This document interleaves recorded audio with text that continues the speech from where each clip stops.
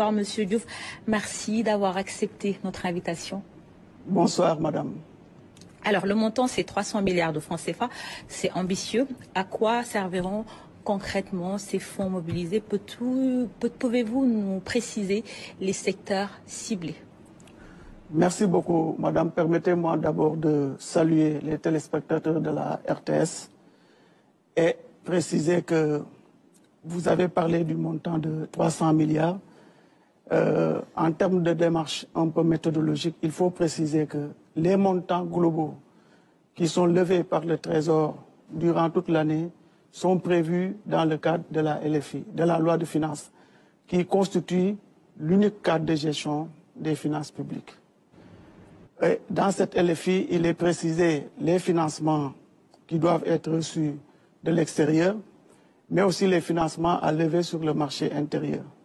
Sur le marché intérieur, conformément à la stratégie d'endettement et après analyse coûts et risques, un calendrier prévisionnel d'émission est élaboré. Et ce calendrier d'émission distingue les montants à lever sur le marché par titre public, c'est-à-dire sur le marché par adjudication, et les montants à lever sur le marché financier régional. Les montants à lever sur le marché financier régional de 300 milliards ont été définis après avoir tiré les conséquences ou bien les résultats positifs de la première opération que nous avons réalisée, mais également en tenant compte un peu du retour que nous avons des investisseurs après sondage. Et ce montant-là, aujourd'hui, nous paraît quand même très raisonnable pour être réalisé par le Trésor. Vous avez parlé... allez-y. Donc, il faut préciser que, en ce qui concerne les emprunts des États, c'est des emprunts qui sont quand même prévus dans une optique de gestion de la trésorerie. Et les secteurs prioritaires qui vont être financés, c'est des secteurs qui sont conformes par rapport à la nouvelle stratégie de développement des nouvelles autorités. C'est des secteurs prioritaires tels que l'éducation, la santé, les infrastructures, le numérique. Et c'est des secteurs qui sont déjà identifiés dans la loi de finances 2025. Vous avez parlé tout à l'heure des 150 milliards de francs CFA de mars dernier, qui a été souscrite à hauteur de 405 milliards. Quelles leçons tirez-vous de cette mobilisation massive et comment cela influence-t-il cet emprunt nouveau de 300 milliards? Mais merci beaucoup. Je pense que la première opération qui a été faite, s'il faut tirer des conclusions, c'est qu'il faut dire que cette opération a été une réussite totale. Parce que comme vous l'avez dit, quand nous lancions, on parlait d'un montant de 150 milliards. In fine, nous sommes à 416 milliards, plus de 400 milliards. Ça montre que l'opération a été sursouscrite. Premier élément.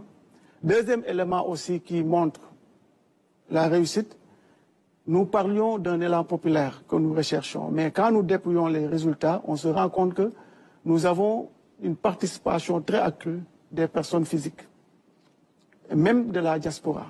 Ça montre quand même que les Sénégalais aujourd'hui sont enclins à financer le développement national.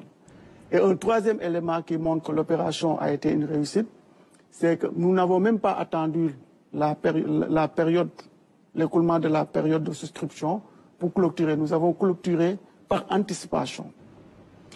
L'enseignement qu'il faut en tirer, et ça nous a aidé dans le montage de ce nouveau, en tout cas de cette nouvelle opération, c'est que nous avons déjà aujourd'hui une base de données très claire en termes d'investisseurs à cibler, que ce soit les investisseurs classiques, mais également même les personnes physiques qu'il faut aller chercher dans la sous-région et même en dehors de la sous-région, notamment au niveau de la diaspora. Très bien. Le taux, c'est 6,25% sur 7 ans qui peut sembler alléchant, mais pour un investisseur, c'est risqué. Ou est-ce que l'État peut garantir cette promesse même en période de tension?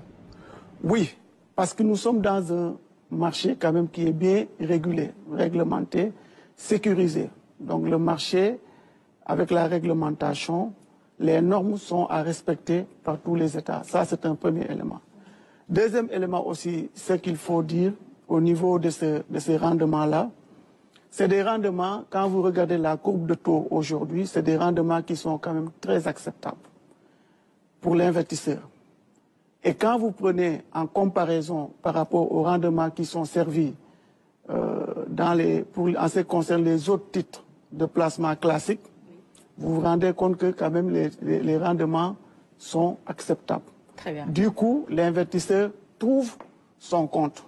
Et ce qu'il faut retenir dans cette opération, au-delà de cela, il y a quand même une rentabilité sociale à rechercher via la participation des citoyens. Parce que c'est comme si, aujourd'hui, les populations, les personnes physiques, participent au développement national et vont tirer les dividendes d'un coup des investissements à travers les écoles, à travers les infrastructures, à travers les hôpitaux, etc. Et vous dites que tout le monde peut souscrire même avec 10 000 francs CFA, mais est-ce vraiment pour les citoyens ou pour les banques, les assurances? Comment vous comptez convaincre les épargnants? C'est ouvert véritablement à tous les acteurs économiques. Tous les acteurs économiques. Aujourd'hui, il y aura un effort qui va être fait en termes de communication. On a démarré ce matin avec la CGF Bourse qui nous accompagne. Et il y a un plan de communication qui va être déroulé au niveau national, au niveau communautaire, même au niveau international, pour toucher tous les acteurs économiques et les amener à contribuer, en tout cas, au développement économique du pays. Et certains économistes estiment que notre pays doit veiller à ne pas alourdir sa dette intérieure. À quoi répondez-vous pour ces gens qui ont ces préoccupations?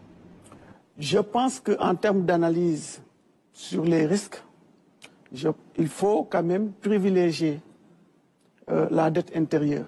Pourquoi? Parce que l'un des éléments importants en matière d'endettement, en matière de consolidation de la signature de l'État, c'est la soutenabilité de la dette. La soutenabilité de la dette est mesurée à partir d'indicateurs, ce qu'on appelle les indicateurs de solvabilité.